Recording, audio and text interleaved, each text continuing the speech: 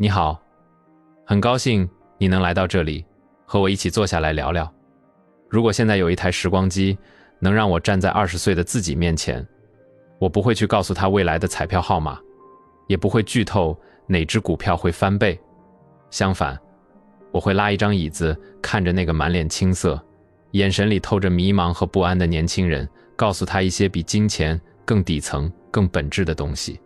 这些事，如果你在20岁时就明白，你的人生将不再是一场漫无目的的消耗，而是一场精准的实验。我要说的第一件事是关于冒险。很多人对冒险有误解，他们觉得冒险就是倾家荡产，就是破釜沉舟。但在我看来，20岁时的冒险应该是那种损失有限但收益无穷的非对称博弈。你要把生活看成一个实验室，而不是一个审判场。20岁的你其实是一无所有的。当你一无所有的时候，你最大的优势就是你没有失去的成本。这时候的失败，顶多就是丢点面子，或者浪费一点微不足道的金钱。它根本动摇不了你的生活根基。去约那个你觉得高不可攀的女孩，去开始一段没怎么规划的旅行，去尝试做个没人看好的小生意，或者哪怕只是拿出一笔很少的钱去弄明白投资是怎么回事。这些事情如果失败了，你会怎么样？你还是那个20岁的年轻人，你依然有大把的时间。但如果其中任何一件事成功了，它带给你的回报是呈指数级增长的。你要去寻找那些风险被锁死，但想象力没有上限的机会。在这个世界上，运气并不是公平分配的，它是追随行动的。你尝试的次数越多，你撞见运气的概率就越大。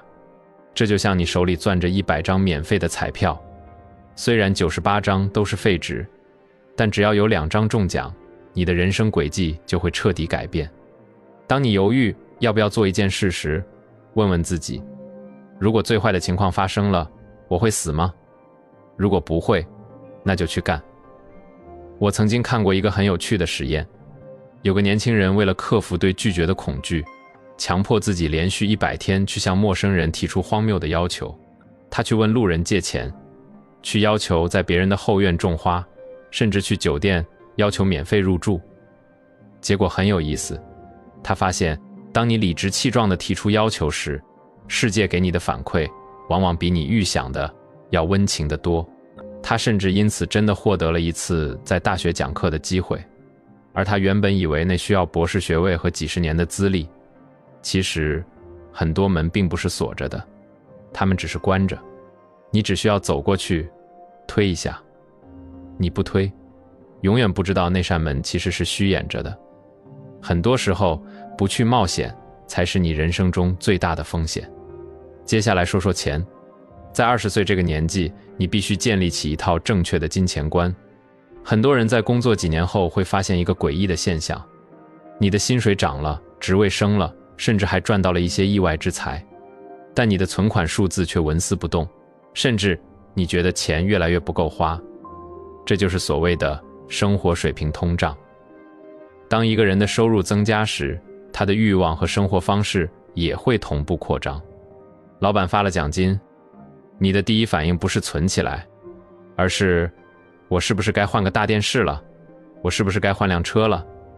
你觉得自己工作辛苦，理应享受生活。这种心态就是摧毁财富的最大元凶。我见过很多年入100万的人，外表光鲜亮丽，开豪车，住大房，去最奢华的地方度假。但你看不到的是，他们每天睁开眼就欠着银行一大笔钱，房贷、车贷、高昂的社交开支，像一条条锁链，把他们死死地捆在工作岗位上。他们一旦停下来，生活就会瞬间崩塌。这不是有钱，这只是在高级的跑步机上高速奔跑。你要记住，金钱最大的价值不是买奢侈品，而是买下你的时间。如果你存下了1年的生活费，你就拥有了1年的自由。你不用再忍受那个恶心的老板，你不用再为了付房租而去做自己讨厌的工作，这才是真正的权利。用钱去换取对生活的掌控权，这比任何名牌包、任何跑车都要昂贵得多。你要学会避开赚钱、借钱、花钱的死循环。买东西前想一想，你几个月前买的那个让你当时兴奋不已的东西，现在还能给你带来快乐吗？那种多巴胺的闪现非常短暂，但债务的阴影却会持续很久。真正的成功是退出那场永无止境的比较竞赛。当你不再需要通过外在的东西来证明自己有钱时，你才真正开始富有。把精力和金钱投在自己身上，去读书，去运动，去打磨一项能让你产生长期价值的技能，这些东西谁也夺不走。再来谈谈时间。20岁的我是一个习惯性迟到的人，我总觉得时间可以算得很精准。如果路程15分钟，我就提前15分钟出门。我忽略了找钥匙的时间，忽略了堵车的时间，忽略了找停车位的时间。结果就是，我总是在赶路，总是心急如焚。迟到这件事儿，表面看是时间管理问题，本质上是信用问题。它在向外界传递一个信号：我不尊重你的时间，我也不是一个靠谱的人。在职场和社交中，这种印象是致命的。其实准时很简单，你只需要给自己留出缓冲带。如果一件事情需要30分钟，那就提前1小时准备。你会发现，当你提前到达，慢条斯理地喝杯咖啡，翻2页书，那种从容感会让你整个人散发出一种完全不同的气场。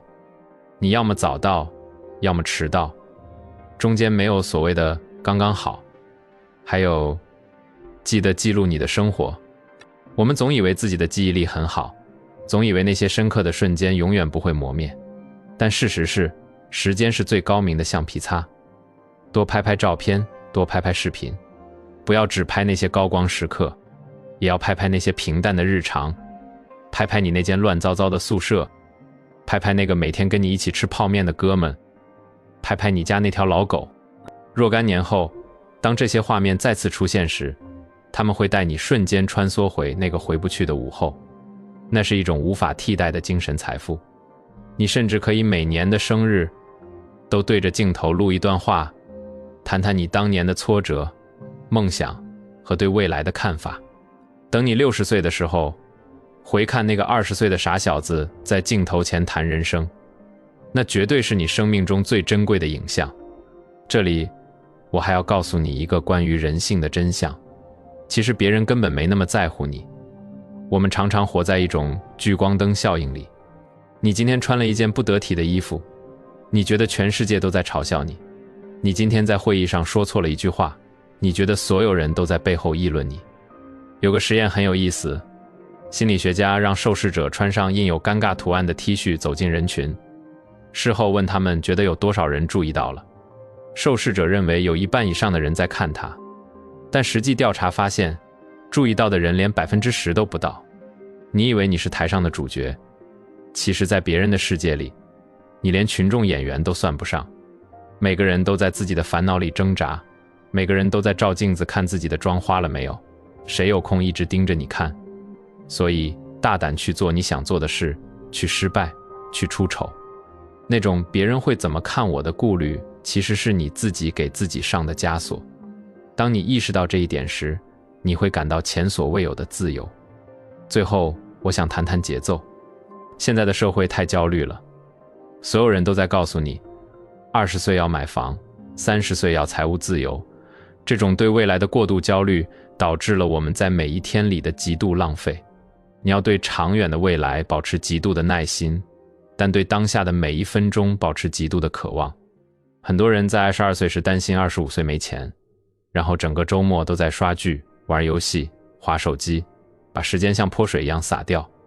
你应该把重心放在眼前的8天，而不是未来的8年。如果你每天都能进步一点点，哪怕只是读了几页书，哪怕只是多投了1个篮，哪怕只是写了几行代码，这种复利效应在5年、10年后会产生惊人的力量。人们总是高估1年内能做成的事，却低估了5年内能产生的巨变。你不需要每天都像英雄一样去战斗，你只需要保证每天都在前进的路上。关于职业，不要总想着去寻找什么热忱，热忱不是找出来的，是在实践中磨出来的。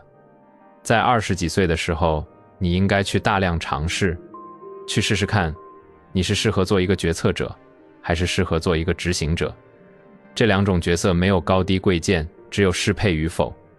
有些人天生就享受带领团队冲锋陷阵，有些人则更喜欢安安静静地钻研一个技术细节，去尝试，去碰撞，去犯错，然后你才会慢慢看清自己到底是个什么样的人。